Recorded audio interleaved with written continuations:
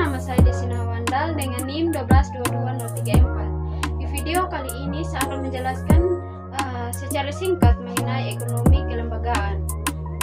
Di mana ekonomi kelembagaan adalah salah satu cabang ilmu ekonomi yang dapat melihat bagaimana lembaga baik formal yang seperti hukum maupun informal yang seperti adat dan norma yang dapat mempengaruhi perilaku serta hasil dari kegiatan ekonomi.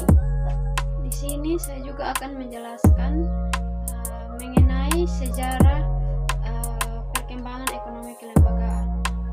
Perkembangan ekonomi kelembagaan ini muncul di akhir abad ke-19 sebagai reaksi terhadap ekonomi klasik dan neoklasik yang dianggap terlalu abstrak. Dan pada masa itu tokoh seperti Thorstein Veblen dan Worsley Metcalfe menekankan bahwa perilaku ekonomi manusia tidak bisa dilepaskan dari budaya dan kebiasaan sosial. Setelah Perang Dunia Kedua, aliran ini sempat menurun, tapi bangkit lagi sejak pada tahun 1980-an melalui ekonomi kelembagaan baru. Dengan tokoh seperti Ronald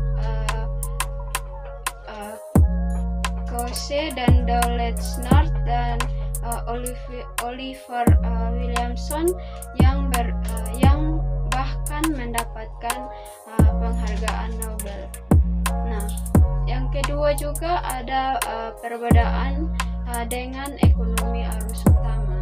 Nah, ekonomi arus utama ini menganggap bahwa manusia itu selalu rasional dan pasar adalah mekanisme utama yang efisien.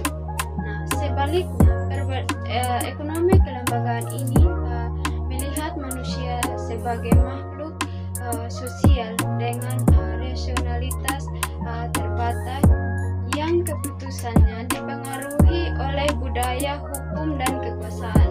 Jadi, kalau ekonomi arus utama fokus pada efisiensi pasar, ekonomi kelembagaan lebih menekankan konteks sosial dan keadilan ekonomi. Yang ketiga, ada karakteristik ekonomi kelembagaan. Menurut Cavanche 2009, karakteristik utama ekonomi kelembagaan yaitu ada beberapa karakteristik utama ekonomi kelembagaan. Yang pertama itu ada peran lembaga. Peran lembaga ini sangat penting dalam mengatur perilaku ekonomi. Dan yang kedua ada rasionalitas terbatas. Nah, manusia tidak selalu mampu membuat keputusan sempurna. Yang ketiga ada pendekatan interdisipliner yang memadukan ekonomi, sosiologi, hukum, politik, dan antropologi. Yang keempat ada penekanan pada konteks dan sejarah.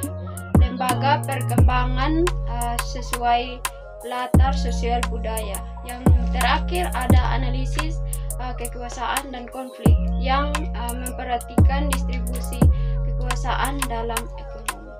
Yang keempat ada mazhab atau aliran pemikiran utama, yang secara umum ada dua mazhab besar.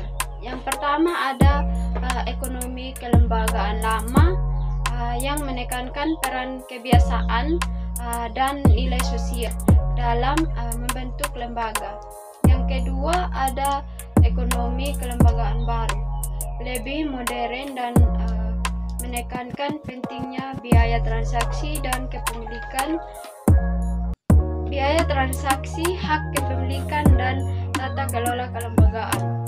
Tokohnya antara lain Coase dan North dan Williamson. Yang kelima, saya akan menjelaskan salah satu teori, yaitu teori biaya transaksi yang dikembangkan oleh Ronald Malthus dan Oliver Williamson. Nah, inti dari teori ini, setiap kegiatan ekonomi memerlukan biaya untuk melakukan transaksi, seperti mencari informasi dan menegosiasi kontrak dan memastikan kesepakatan dijalankan. Nah, semakin tinggi biaya transaksi, maka semakin tidak efisiensi ekonomi berjalan. Sekian dari video saya, terima kasih.